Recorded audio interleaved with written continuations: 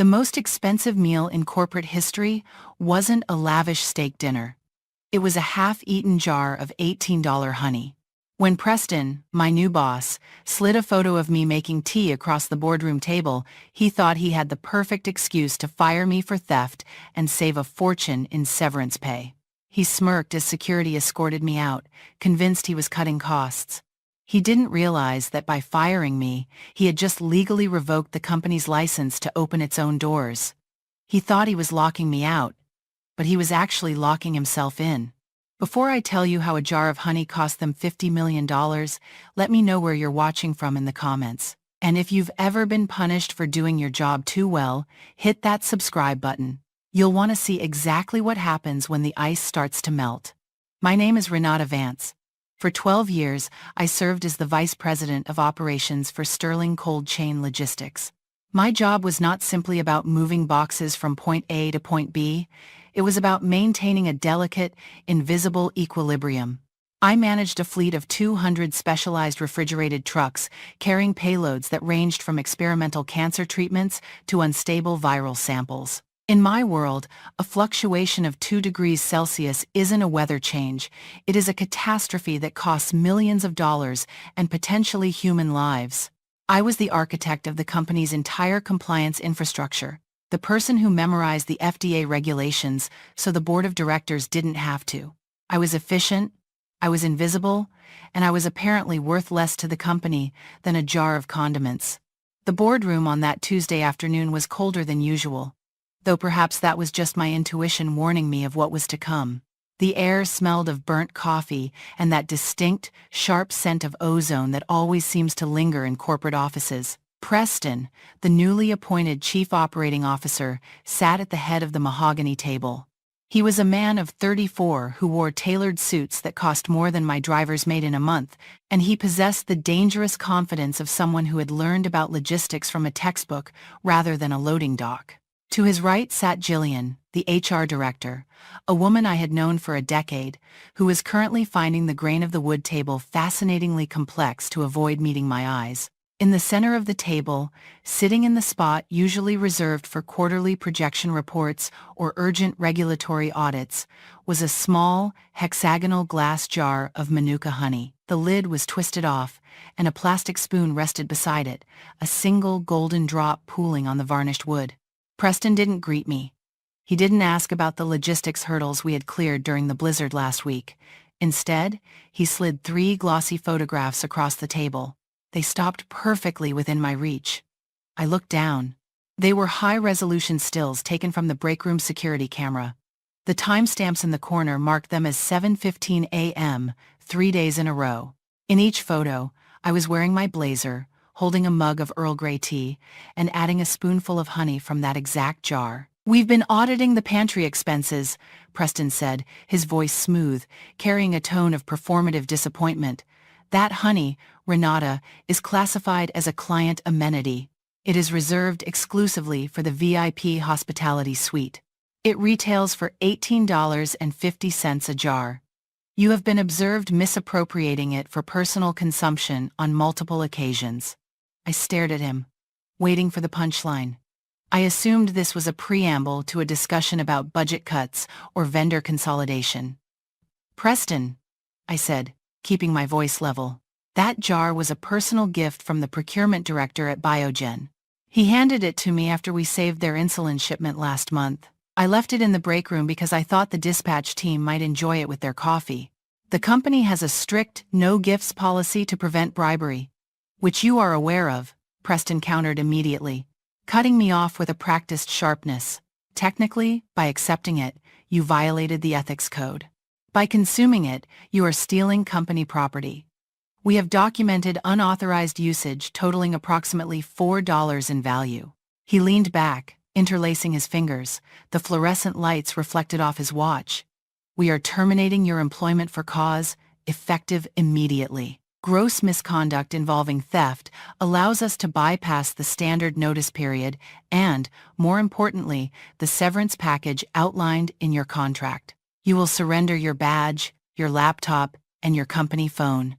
Security is waiting outside to escort you to your vehicle." The silence that followed was heavy. I looked at Jillian. She flinched but didn't speak. This wasn't about honey. We all knew that. This was about the fact that I was the highest paid employee in the operations department, and my 10-year severance package was a liability on Preston's balance sheet. He needed to cut costs to impress the shareholders in his first quarter, and he had found a loophole made of sugar and pettiness. I felt a strange calm wash over me. It was the same calm I felt when a truck broke down in the middle of a desert. Panic is for amateurs. Professionals assess the damage and calculate the response. Preston thought he was firing an employee. He didn't realize he was dismantling a regulatory failsafe. "You are making a mistake," I said quietly. "Not a financial one, Preston. A structural one."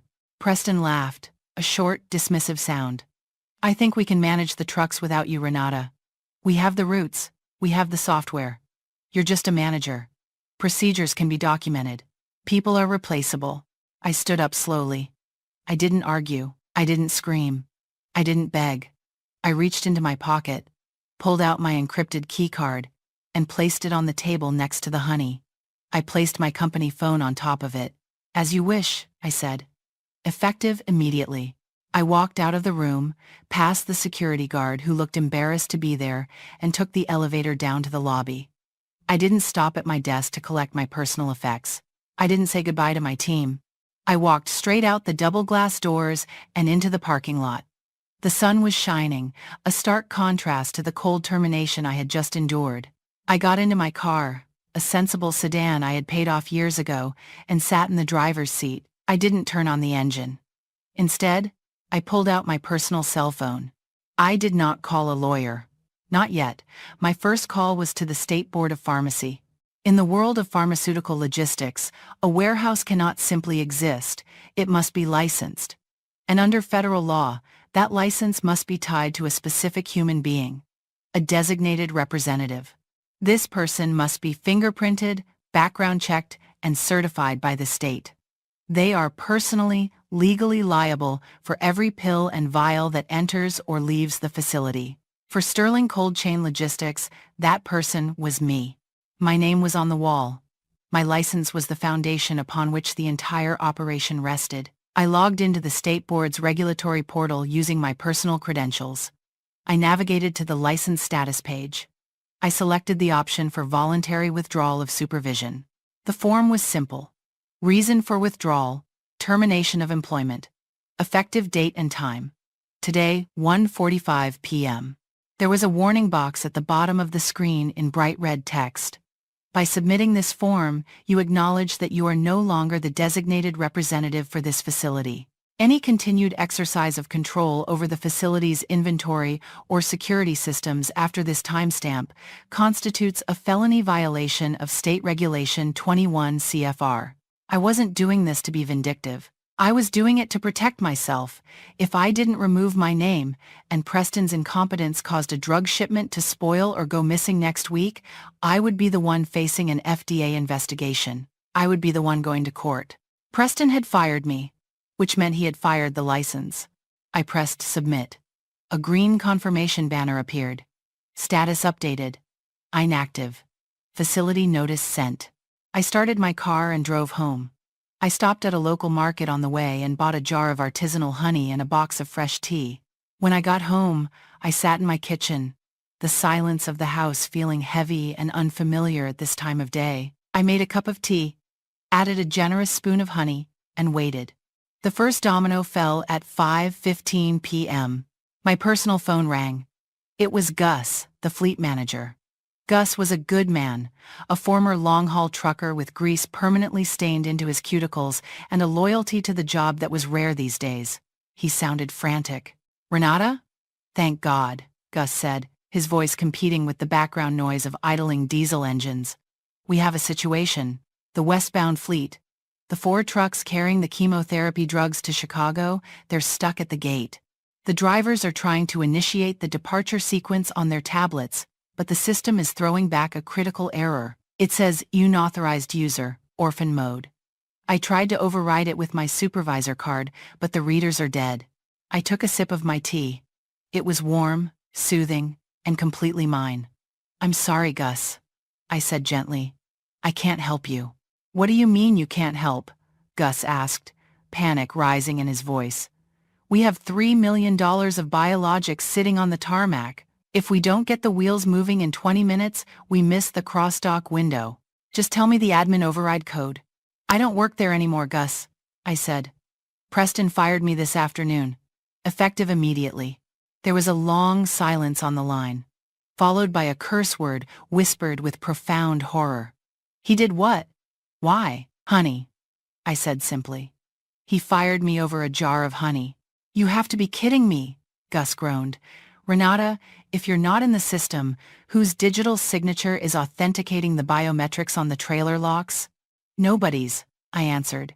That's why the system went into orphan mode. It's a security failsafe I designed myself.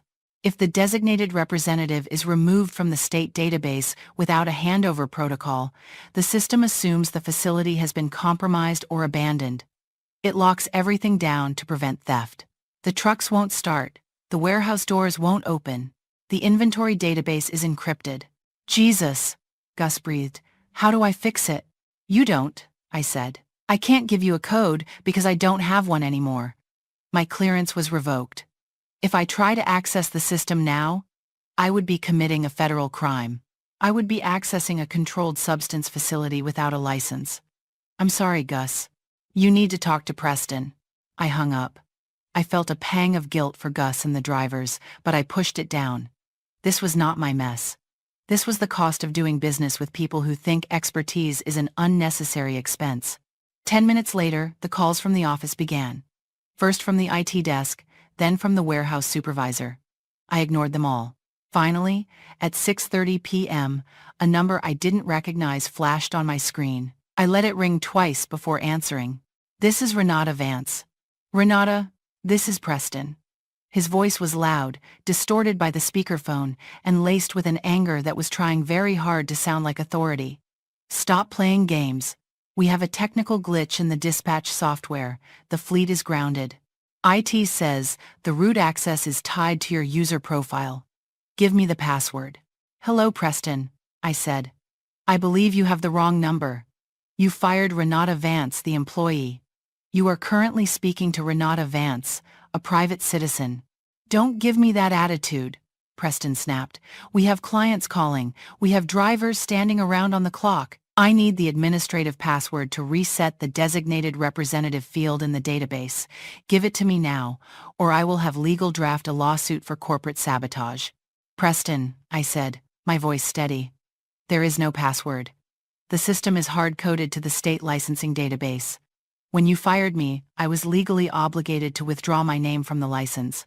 The system detected that the facility no longer has a valid designated representative, so it locked down.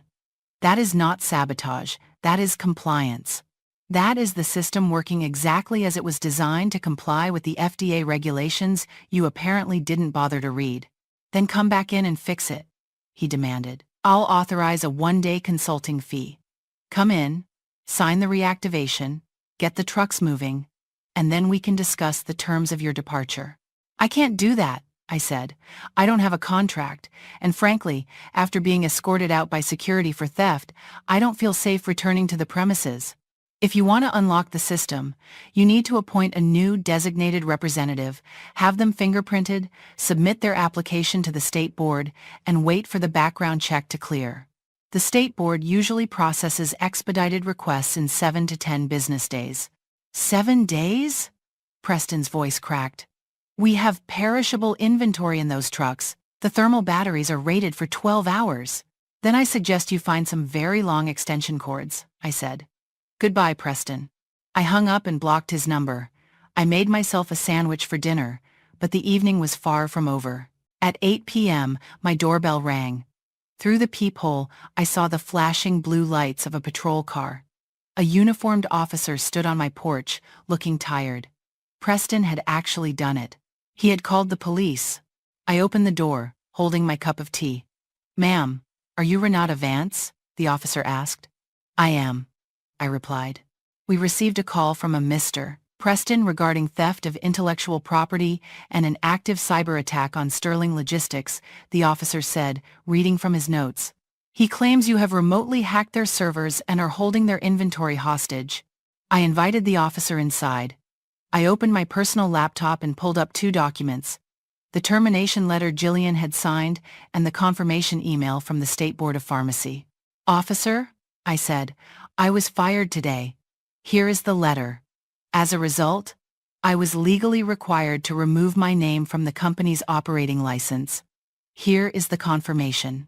The company's computer system is simply reacting to the lack of a license. I haven't touched a computer belonging to them since I left.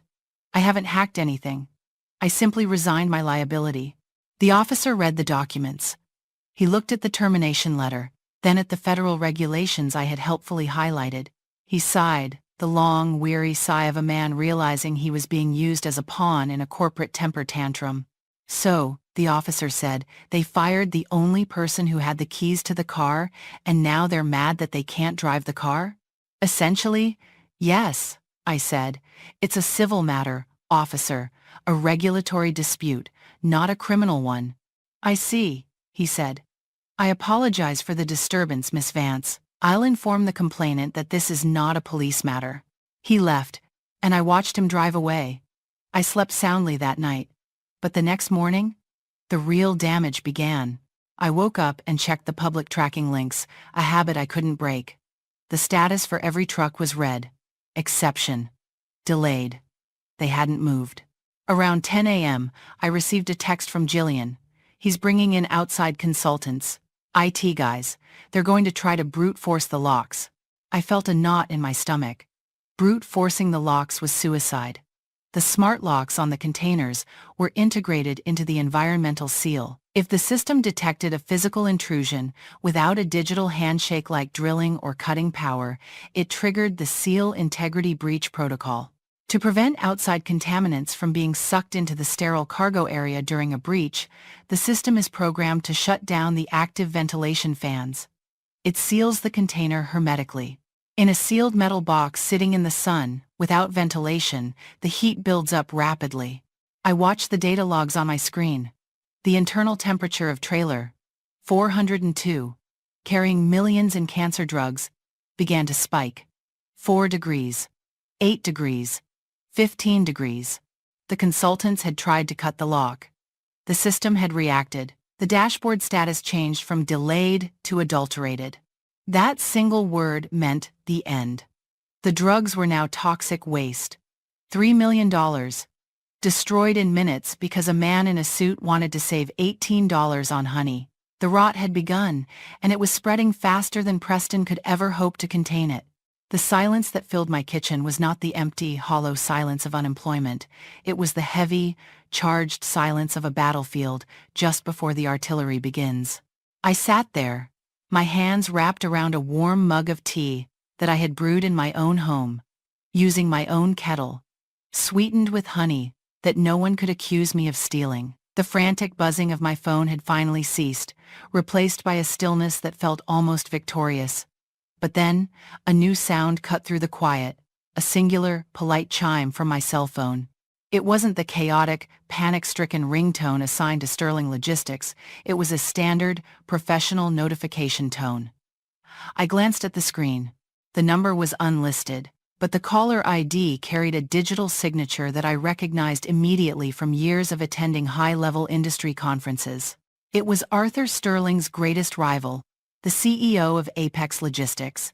I let it ring once, then twice, allowing the anticipation to build, before sliding my thumb across the screen to answer. His voice was exactly as I remembered it. Deep, gravelly, and carrying the unmistakable cadence of a man who spent more time negotiating mergers than he did sleeping. He didn't waste a single second with false pleasantries or feigned sympathies about my sudden termination. He didn't ask me how I was feeling. He simply asked if I preferred my steak rare or medium rare, and if I could meet him at the Capitol Grill in 45 minutes. He mentioned, with a tone that suggested he already knew the answer, that he had taken the liberty of reserving a private booth in the back, away from prying eyes. I agreed.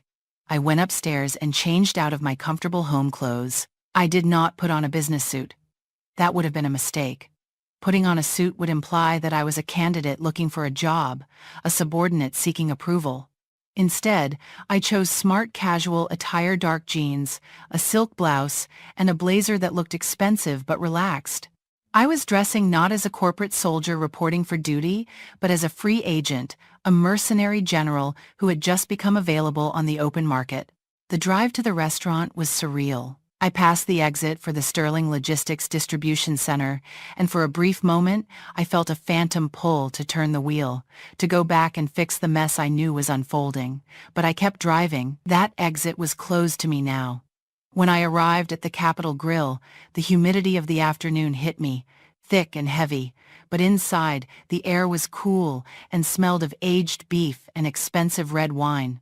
The maître d' led me immediately through the labyrinth of tables, past executives drinking martinis and discussing quarterly earnings, to a secluded booth in the corner. The CEO of Apex stood up to shake my hand. He was an older man, his hair silver and perfectly coiffed, his eyes sharp and alert, missing nothing. On the table between us, there was no laptop, no legal pad, and certainly no stack of accusatory photographs. There was just a bottle of sparkling water, 2 crystal glasses, and the unspoken understanding that the balance of power in our industry had shifted violently in the last 24 hours. We ordered, and for the first 20 minutes, we did not speak of business. We spoke of the unseasonably warm weather, of the changing traffic patterns on the interstate, and of the vintage of the wine he had ordered for the table. It was a test, of course. In the world of high-stakes logistics, patience is the ultimate currency. If you rush the negotiation, you lose the route. If you show desperation, you lose the margin. He was waiting to see if I would crack, if I would start bad-mouthing my former employer or begging for a lifeline. I did neither. I cut my steak calmly, ate with appetite, and let the silence stretch until it became uncomfortable for him, not for me. Finally, as the waiter cleared our plates and placed fresh coffees in front of us, he leaned back against the leather banquette. The ambient noise of the restaurant seemed to fade away as he lowered his voice. "Renata," he began, his tone intimate but professional. "I have 40 trucks sitting in my yard right now, beautiful machines, top-of-the-line refrigeration units, brand-new telematics systems, but I have a problem. I don't have enough drivers who are certified to handle level 4 biohazards, and my dispatch efficiency is hovering at 85%. It's embarrassing, quite frankly." I took a sip of my coffee. "That sounds like a staffing optimization issue," I said neutrally. "Or perhaps a training bottleneck." "It is," he agreed, watching me closely. "But today, I saw something interesting. I was looking at the regional tracking data. We all have access to the public feeds, as you know. I saw the tracking signals for the entire Sterling Logistics fleet go static. I saw thermal excursions appearing on shipments that should have been foolproof. And then, I heard a very interesting rumor from a friend at the State Board of Pharmacy. I heard that the woman who built that unshakable system, the woman who wrote the book on cold chain compliance, was escorted out of the building over a condiment." He paused, letting the utter absurdity of the statement hang in the air between us like smoke. "I don't want your code, Renata. I don't want Sterling's client list, and I certainly don't want their proprietary software. That would be illegal, and frankly, based on what I'm seeing on the screens today, their infrastructure is collapsing anyway. I don't need their scraps." He leaned forward, his eyes locking onto mine. "I want the architect, and I want the army." He knew. He knew exactly how the industry really worked. He knew that the drivers, the owner-operators who owned their own rigs and contracted with logistics companies, were not loyal to the logo painted on the side of the trailer. They were loyal to the person who ensured they got paid on time. They were loyal to the person who answered the phone at 3 a.m. when they were stuck in a blizzard in North Dakota. They were loyal to me. "Gus and his team are the best in the business," I said quietly, acknowledging the truth. "They are currently sitting in a sweltering parking lot, watching their cargo rot and their paychecks evaporate because the new management doesn't know how to override a digital lock. If you were to join Apex," he said, sliding a thick, cream-colored envelope across the table, "as Senior Vice President of Operations, with full autonomy, a seat on the executive committee, and a salary double what you are making. Do you think Gus and his team might find our contract terms agreeable?" I didn't open the envelope. I didn't need to look at the numbers to know they would be generous. Apex uses the standard owner-operator lease agreement, correct? I asked, meaning the drivers are independent contractors. They are not employees. They can terminate their lease with Sterling with 24 hours notice if the carrier fails to provide dispatch services. Sterling has failed to provide dispatch services for 20 hours and counting, he pointed out with a small, shark-like smile. They are in breach of their own driver contracts. I picked up the envelope, feeling the weight of it. I'll need an hour to review the contracts, and I'll need a signing bonus for the drivers. They've lost 2 days of wages sitting in that lot. If we want them to move fast, we need to cover their losses. Done, he said instantly. We'll wire the funds to an escrow account by close of business. I pulled a pen from my purse. I didn't wait for a lawyer. I didn't hesitate. I signed the offer letter on the linen napkin before I even opened the formal contract inside the envelope. Then, I pulled out my phone and texted Gus. The message was short, precise, and devastating for my former employer. Start the engines.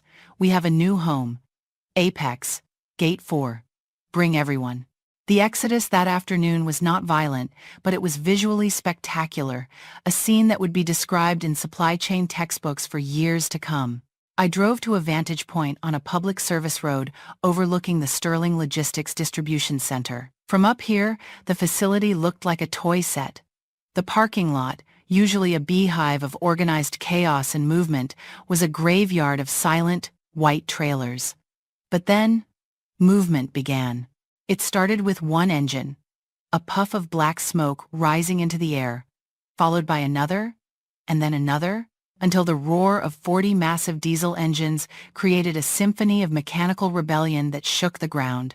The tractor units, the cabs that pulled the trailers, began to detach. These trucks belonged to the drivers, not the company. Gus and the team were independent contractors. They had exercised the clause in their contracts that I had insisted on including years ago to protect them from exactly this kind of incompetence. One by one, the massive prime movers unhitched from the Sterling-owned trailers, the trailers that were now filled with millions of dollars of spoiled, adulterated pharmaceuticals, and drove away bobtail. They left the rot behind. They left the liability behind. I watched as 40 trucks formed a single-file line out of the main gate. They didn't look back. They didn't honk. They just left. Within an hour, the Sterling lot was silent again, save for the hum of the failing refrigeration units on the abandoned trailers, cooling nothing but toxic waste. Inside the building, I imagined the scene. Preston, standing at the window, watching his workforce evaporate, his hands pressed against the glass. He couldn't stop them. He couldn't sue them. He was a general without an army, standing in a fortress that was rapidly becoming a tomb. My phone buzzed again. It wasn't Preston this time. It was an email from the chairman of the board of directors at Sterling. The subject line was stark in its simplicity. Urgent. Resolution. Preston had lost control. The adults were finally stepping into the room to clean up the nursery. The meeting was scheduled for the following morning at 9 a.m. I did not go alone. I brought Elias, my employment lawyer, a man who viewed corporate incompetence with the same enthusiasm a great white shark views a leaking life raft. Elias was expensive, aggressive, and utterly devoid of mercy. Walking back into the Sterling headquarters felt different this time. The air in the lobby was heavy, suffocating, smelling of fear and impending layoffs. The receptionists, who usually greeted me with smiles, wouldn't meet my eyes. They stared at their screens, typing nothing, their whispers following me down the hall like a wake. The hallways were empty. The frantic energy of the previous day had burned itself out, leaving only the ashes of resignation. We were ushered into the main boardroom, the same room where, only 48 hours prior, Preston had accused me of theft over a spoon of honey. The table was clear. The half-eaten jar was gone, replaced by stacks of legal binders, FDA compliance manuals, and a pitcher of ice water that no one was drinking. The chairman of the board sat at the head of the table. He was a man who managed billions in assets, a titan of industry who looked visibly tired, his skin gray under the fluorescent lights. Preston was there too, but the dynamic had shifted physically. He was not sitting at the table. He was sitting in a chair against the wall, his tie loosened, his face a mask of sullen, petulant defeat. He looked smaller than I remembered, stripped of the arrogance that had filled the room just 2 days ago. "Renata," the chairman began, his tone conciliatory, almost pleading, "thank you for coming. We find ourselves in a difficult position." "You find yourselves in a regulatory collapse," Elias corrected him smoothly, placing his leather briefcase on the table with a heavy thud. "Let's be precise with our language, shall we? As of this morning, your operating license is suspended pending a state review. Your insurance carrier has been notified of a $12 million loss due to gross negligence. And your entire distribution fleet has just signed exclusive contracts with your direct competitor. Difficult is an understatement. You are in a death spiral." The chairman winced, rubbing his temples. "We are aware of the gravity of the situation. We are here to discuss a solution. We need to reactivate the system immediately. We need to salvage what we can of the inventory that hasn't spoiled, and we need to file the necessary compliance reports to the FDA to avoid a permanent revocation of our distributor license. We need a designated representative to sign off on the incident logs. We need you." I looked at Preston. He was staring at his shoes, refusing to acknowledge my presence. "You want me to sign the logs," I said, my voice cutting through the silent room like a scalpel.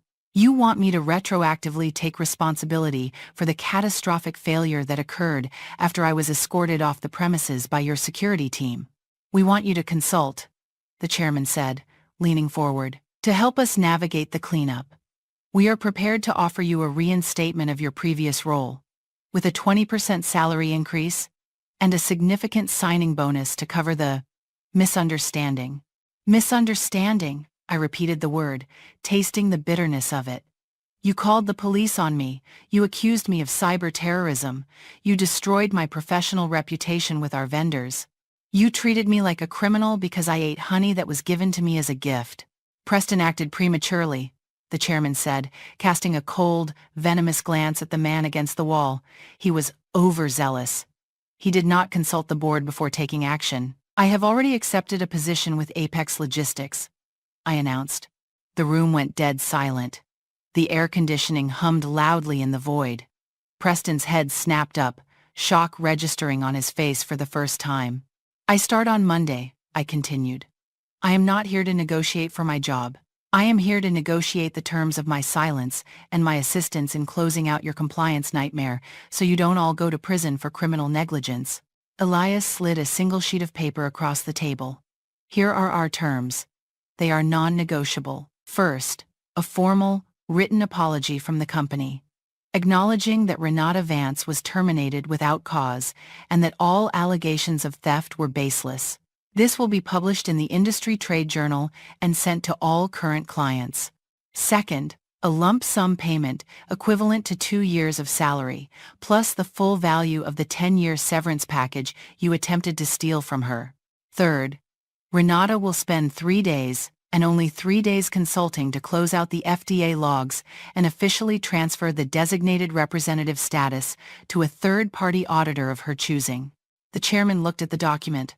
The numbers were high, astronomical really, but the cost of losing the license permanently, of facing federal indictments, was infinitely higher. He knew it. I knew it. "And one more thing," I added, my voice dropping an octave. I turned my chair to face Preston directly. "Preston is to be terminated. For cause: incompetence, endangerment of public safety, and bringing the company into disrepute. And he leaves today. Right now." Before I sign a single piece of paper, Preston stood up, his face flushing a deep, blotchy red. "You can't do that. I am the COO. I was following policy. I was trying to cut costs." "You destroyed a $50 million operation over an $18 jar of honey," I said, my voice calm but hitting him with the force of a physical blow. "You didn't follow policy, Preston. You followed your ego. You thought because you had a title, you understood the work. You thought the people who actually run this company were expendable. And now, the bill has come due." The chairman didn't even look at Preston. He picked up a gold fountain pen and signed the document Elias had prepared. The scratch of the pen on paper was the only sound in the room. "Done." the chairman said, capping the pen. Security will escort Mr. Preston out. The irony was perfect. 2 days ago, Thomas the security guard had walked me out of this room, his eyes full of pity. Now, Thomas stepped into the room again. He looked at me, and for the first time in days, he smiled. A genuine, warm smile. He moved toward Preston. "Shall we, sir?" Thomas asked, his voice firm. Preston looked at the chairman, then at me. He opened his mouth to speak, perhaps to threaten legal action, perhaps to beg for his career, but he found no purchase in the room. He was a ghost before he even left the chair. He grabbed his jacket and walked out, stripped of his title, his dignity, and his future in the industry. I spent the next 3 days in the warehouse, but I didn't do it for them. I did it for the public safety. It was a grim task. I walked the rows of the warehouse, logging every spoiled vial, every ruined pallet of insulin, every box of vaccines that had cooked in the heat. I signed the death warrants for millions of dollars of medicine, ensuring it was disposed of properly so it wouldn't leak into the black market. I stood there as the incinerators were loaded, watching the work of years turn to ash. It was a tragedy of waste, a monument to pettiness. I handed over the keys to a third-party auditor, a neutral professional who looked at the logs and whistled low. "They're finished, you know," the auditor told me on my last day, shaking his head. "Even with the license restored, the reputational damage. No insurance company will underwrite them. They'll be sold for parts within a quarter." "I know," I said. I handed him the final key card. "Make sure you lock up. The system is very sensitive." 6 months later, I was standing in my new office at Apex Logistics. The view was spectacular, a panoramic window overlooking the harbor where our new fleet was loading cargo. The operation was running at 99% efficiency. Gus had been promoted to Regional Director of Transport. The drivers were happy, paid well, and treated with respect. Sterling Logistics no longer existed. The prediction had been accurate. The loss of their major clients, combined with the massive insurance claims from the spoilage, had bled them dry. They had been acquired by a massive holding company, stripped of their assets, and the brand was dissolved. The building where I had spent 12 years was now a storage facility for an e-commerce giant, filled with cheap plastic toys instead of life-saving medicine. I sat at my desk, reviewing the quarterly performance metrics.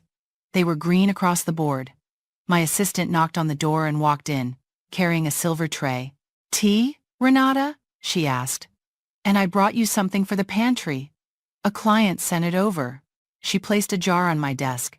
It was Manuka honey, the expensive kind. "Thank you," I said, smiling genuinely. "Leave it here." I opened the jar and swirled a spoon into the thick, golden liquid. As I did, a notification popped up on my LinkedIn profile on the other monitor. I clicked on it. It was a connection request from Preston. I clicked on his profile. His photo was the same. That confident, smug headshot in the expensive suit, but his title had changed. He was no longer a chief operating officer. He was listing himself as an independent consultant, looking for new opportunities. His work history showed a gap of 6 months. No recommendations, no endorsements. He had sent a message with the request, humble and desperate. "Renata, I hope you're well. I'm looking to get back into the supply chain sector. Things have been tough. I know we had our differences, but I'd appreciate it if you could put in a word for me at Apex. I've learned a lot." I looked at the message. I looked at the honey on my spoon. I thought about the drivers standing in the cold parking lot, unpaid, and worried about their families. I thought about the cancer drugs that had to be incinerated. I thought about the sheer, unadulterated arrogance of a man who thought he could break a system he didn't understand and then ask the architect to fix it for him. He wanted a second chance. He wanted me to open the door for him. Just a crack. I moved my mouse to the decline button. I didn't block him. Blocking him would imply that he still had the power to elicit an emotional response from me. Instead, I simply ignored the request. I left him in the digital purgatory of pending, just like the trucks he had abandoned on that asphalt lot. I took a sip of my tea. It was sweet. Perfectly, justifiably sweet. The empire I built was stronger than ever, and the man who tried to burn it down was now standing outside the gates, realizing too late that he had never held the keys, he had only held the title, and in the end, the title meant nothing without the honey. In the end, silence was my sharpest weapon. It wasn't a sign of weakness.